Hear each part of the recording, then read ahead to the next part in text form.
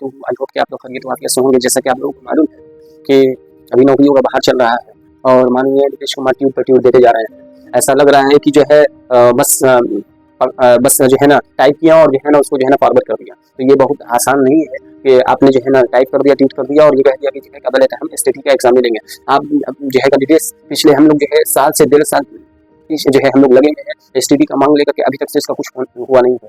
तो अब जो है क्या बोला जाता है, आप जैसा कि जो है ट्वीट में देख चुके हैं कि जो है एसटीटी का जो है एग्जाम हो 2026 में लिया जाएगा, ठीक है। और न 24 में हुआ, न 25 में हुआ, तो हम लोग कैंडिडेट्स कहाँ जाएंगे? हम लोग कैंडिडेट्स का क्या होगा? तो हम लोग बस यही लगातार मांग कर रहे हैं कि हम लोग एसटीटी के विज्ञापन को जारी करिए और जो है पीआरई 4 से पहले हम लोग जो है स्टेट का एग्जाम लें, ताकि हम लोग जो है बीपीएससी पीआरई 4 में एग्जाम देने के योग हों और हम लोग जो है उस एग्जाम में बैठ सकें।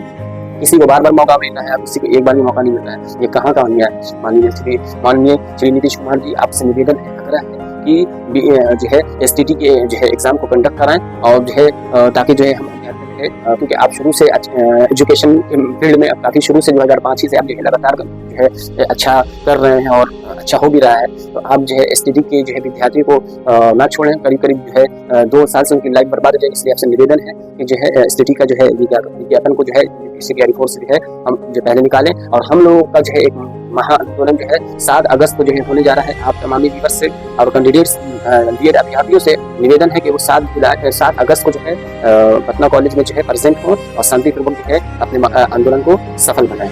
ओके, खुदा हाफिज़, जय हिंद, जय भारत।